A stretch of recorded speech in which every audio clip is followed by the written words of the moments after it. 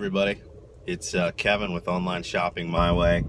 Just want to make a quick little video and also show some footage of me riding around and kind of close up of the Swagtron Swagger 5 high-speed electric scooter. I'm actually pretty impressed with it. It looks good, and I'll just tell you right up front, the reason I decided to go with this scooter was because of all the videos that I saw online with people who had already, bought it. I felt really comfortable knowing how to address even some issues that it may have. Everyone doesn't, but every now and then you run into something. I was able to just look up videos and find anything I needed, it made me feel good, because there's a lot of scooters online, and they all look good. There's stock photos and stuff like that, but it doesn't really tell you anything after you get it. You just have to kind of like go through whatever issues you got. So if I'm gonna have any kind of issues at all, I want to know that I can find other users online. So anyway, that's the reason why I went with the Swagtron Swagger 5 scooter. I'm gonna go through some basic things that I think are ideal, that you guys are probably gonna like. Absolutely feel free to check out the link below to it. You can check it out right there on the Amazon, links below. And also actually click the bell and like this video. If you guys have any questions, feel free to hit me back. I answer pretty quickly within 24 hours, sometimes in the same hour. But anyway, I'd love to share my experience with it and update, as things come along. But anyway, right off the top, one of the other things that was really attractive was 8.5-inch cushion tires. That's extremely important. If you've ever ridden a scooter, your feet can get really tired, and you kind of feel it in your legs and stuff after a while, after a few miles. It's fun and everything, but after a while, you got to have a level of comfort in there. The fact that it's got cushion tires, the front one is actually a pneumatic tire, so you can put air in there.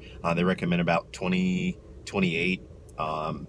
PSI in there, just so that it's like, it's hard enough to be able to make sure you can feel and grip the road, but at the same time, it helps to cushion those bumps. Okay. But anyway, the tires, the fact that they're larger than a lot of scooters, that was extremely attractive. It's got cruise control. It's got its own handbrake, really easy. You can actually engage the handbrake. Really great way to be able to stop. It's right there on the handlebar. Super easy.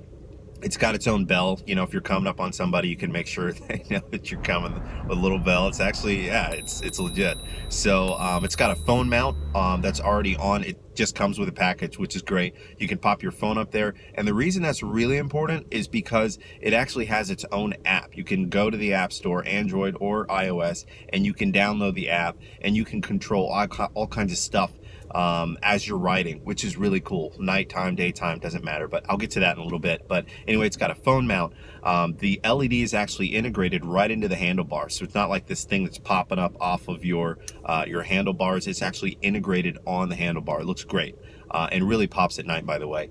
Of course, it's got headlights and tail lights, and even a brake light. So when you brake, the tail light will light up much brighter, so that people behind you can see that you're trying to stop. That's kind of important depending on where you're riding, especially. It's got its own kickstand. Works really great, and actually keeps it like kind of straight up almost. It's not like leaning almost to the side and then falls over. A lot of kickstands aren't really aren't that functional, but this one works great for it. It's actually got ABS brake and e-brake rather in the front. It's an ABS e-brake on the front tire, the cushion one that actually takes the pneumatic air. The back one is just a solid rubber tire and does not require air, so that's good.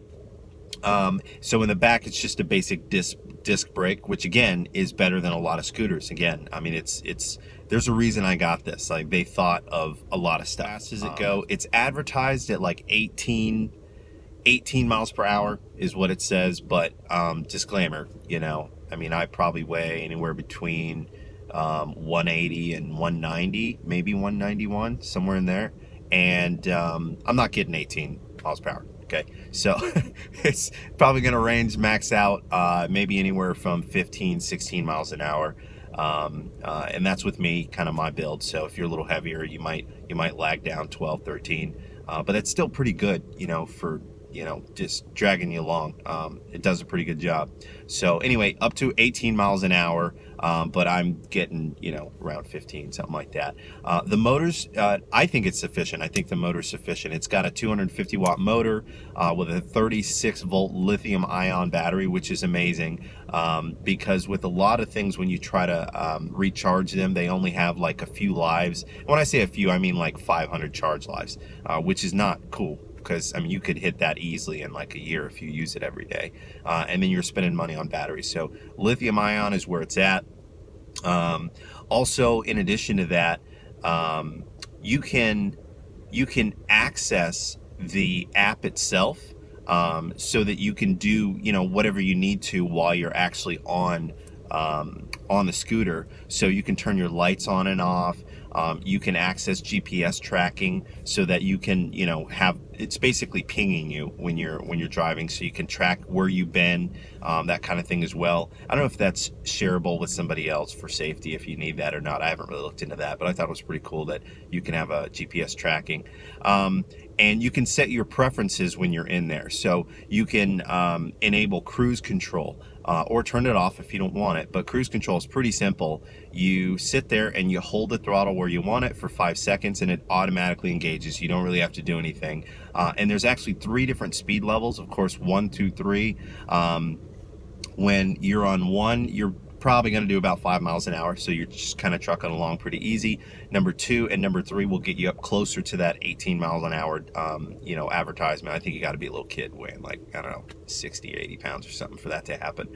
But either way, there's 3 different levels, and you can actually engage a push start option or an automatic start option, where you just pull the throttle and it pulls you away, or you can kick, and once it gets up to, I don't know, maybe 3 miles an hour, the motor actually kicks in. Personally, just, you know, from a mechanical perspective, I prefer the kickstart, because if it's already moving, it's going to be less stressful on that engine. So I personally just enable the kickstart, and I give it a couple of kicks, and then it automatically is able to go. The engine will kick in, but that's just to help protect the motor, and you don't necessarily have to do that. So, oh yeah, I mean, the things I like about it, it's portable. That's pretty straight up. That's one of the reasons I got it. I want to be able to throw it in my car. This is my car. I got the little, you can probably see it back here. Yeah. So you can kind of see the, you can see it back over my shoulder. I've got it folded up in the back seat, and I've got my cover for the dogs in the back. So that's always in here. It's real easy to just throw it on there. Or I can just throw it in the back hatch area of the car. It's real easy to carry around. It weighs in at 27.5 pounds, which is great. And it's got a tubular bar on it for the handlebars, which is actually ergonomically reasonable for your hands. So if it were like square or something like that, it'd probably dig into your fingers or your hand a little bit if you're carrying it a little bit. But it's tubular, so it's pretty comfortable to be able to carry around at only 27.5 pounds. And it's all aluminum alloy frame, which is great. So there's not a bunch of extra weight, pretty lightweight there. The range as advertised is around 11 miles. I wouldn't necessarily bet on that. Maybe 8 to 9 miles is what I would give it. And it's because you're likely going to be changing between levels 1, 2, and 3. There may be some inclines. You know, when you go up an incline that's any more than around 15 degrees, you notice there's a noticeable slowdown. I would budget, if you're traveling and want to make sure you have enough battery life, just budget for 8 to 9 miles. You should be fine. Okay. It's got its own trip odometer on the app as well, so every time you go on a trip, it can reset, so you know how long your trip was, and that's really good for, it's like, you know, you're trying to say, hey, look, if I charged my battery last night and I've got 3 places to go, is that going to fit in that 8 to 9 mile range? So that trip odometer is ideal to make sure that you know where your destinations are, how far your destinations are, so you can gauge that. Charge time is actually pretty short, 3.5 hours. I mean, by the time you sit down and eat, you know, do whatever you got to do, a couple chores or whatever, she's ready to go. So that's nice. Right on the handlebar, your LED display, not necessarily in the app, but just right on the handlebars, it's going to show, you know, your battery level. It's going to have a speedometer, so as you're moving, it'll tell you how many miles per hour you're doing. Or again, you can actually switch to metrics if that's what you'd prefer. And then it also has a little indicator for the Bluetooth to let you know when you're actually connected to the app, so it's tracking. And you can turn your lights on and off there just by tapping twice. Just 2 quick taps will turn it on, 2 quick taps will turn it off. and of course your power button is on there as well. So, but anyway, let's get to what it looks like. I think it's pretty cool. It's my favorite part of the video. All right. It's doing about 16 miles an hour right now and headed to a decline. So my guess is I'll approach around 18 by the time I'm at the bottom of the hill. Still 16.2 miles per hour.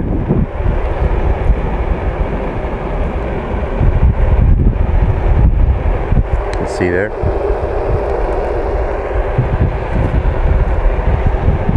$17 miles an hour.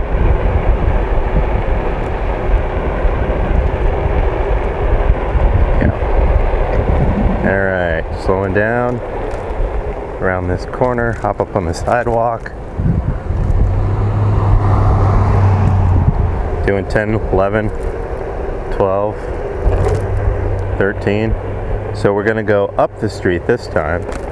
Probably do a little less. See how fast we can get moving.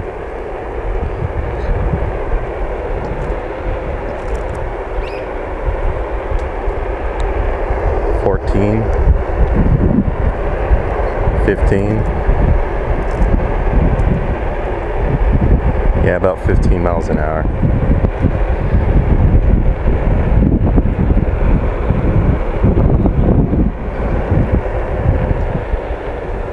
How you doing? So one more thing I want to address with this tire, because you do have to inflate it. It does not come inflated right out of the box. So I went ahead and grabbed a package of these guys.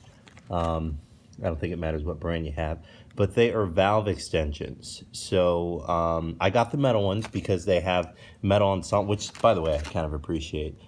Even their cap isn't cheap and plastic. For the valve stem, it's metal, so it looks pretty good. So I went ahead and went with metal valve extensions. But anyway, what you want to do is take this valve extension, and this end you can see will go right on here, and the other end is where the pressure goes in, the tire pressure. So this is actually depressed, and the air is actually able to flow through there. But this little stem is way too short for just about any, even this basic pump that I've got here from the store for my bike. I cannot fill this tire. So make sure you invest in one of these. This maybe cost me $5 and some change for these metal ones at the auto store. And they have plastic ones I'm not a big fan of. They were like $1 and some change. So whatever your preference is, I just don't want cheap ones. So, but anyway, I'm gonna go ahead and put this on. So go ahead and screw this on the valve stem just like you would. There you go, the cap.